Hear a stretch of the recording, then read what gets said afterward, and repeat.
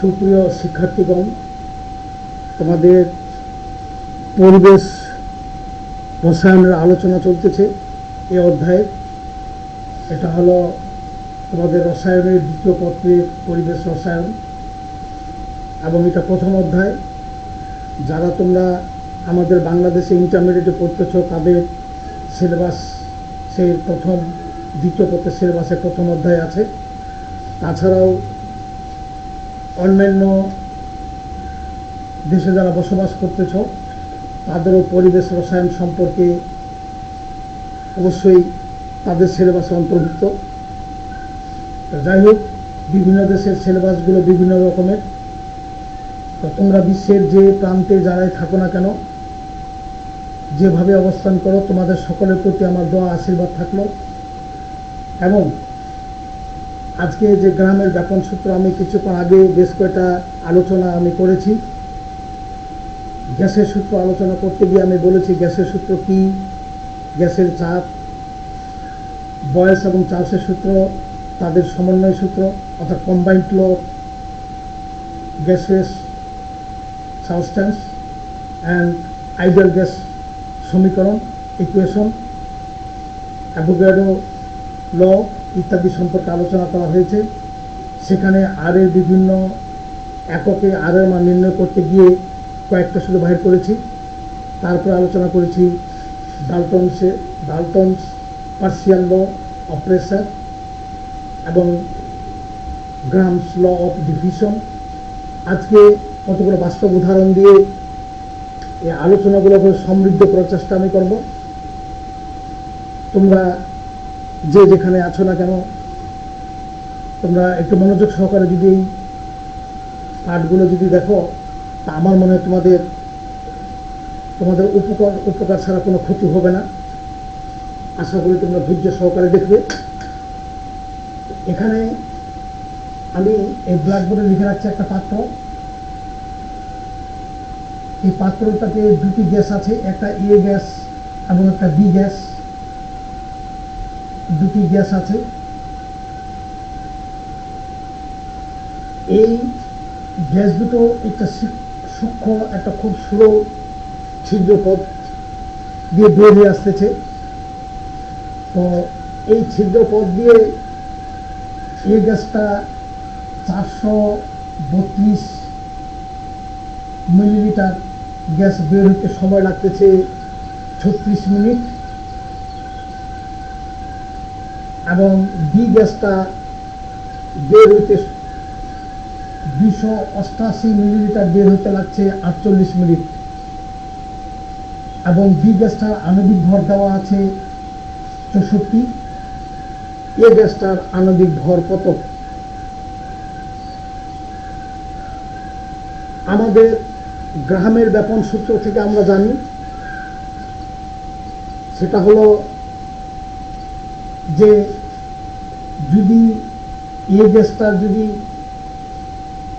rate of diffusion of A and rate of diffusion of B is denoted by RB and RA, where R is the diffusion rate of A gases, which gas is contained in the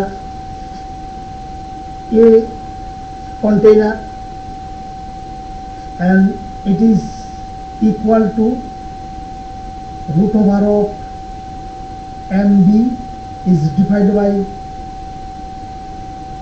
MA, where MB is the molecular weight of B and MA is the molecular weight of A gases. And RA is equal to V by T, VA by TA, that is volume of A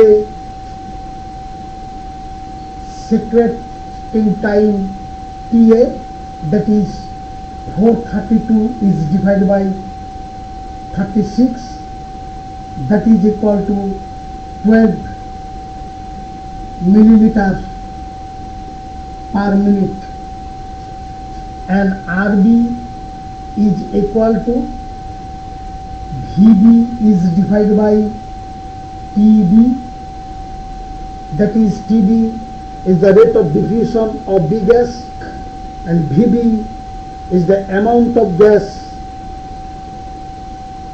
diffusion of amount of gas at time TB, that is 288 milliliter is divided by 48 minutes, that is equal to 6 milliliter per minute, where molecular weight of B is equal to 64 and molecular weight of A should be determined equal to what?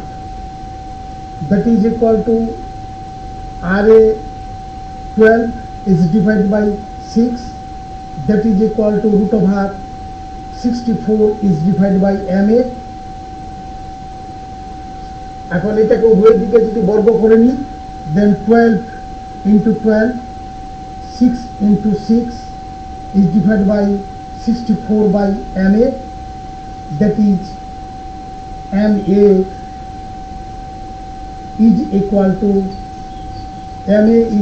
to 64 into 6 and 6 is divided by 12 into 12, then 2,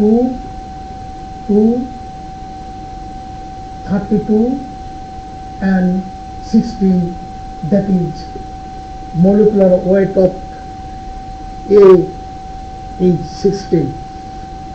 অর্থাৎ এখানে একটা আবদ্ধ পাত্রে A এবং B দুটি gas আছে, একটা সূক্ষ্ম ছিদ্রপথ দিয়ে A বের হইতে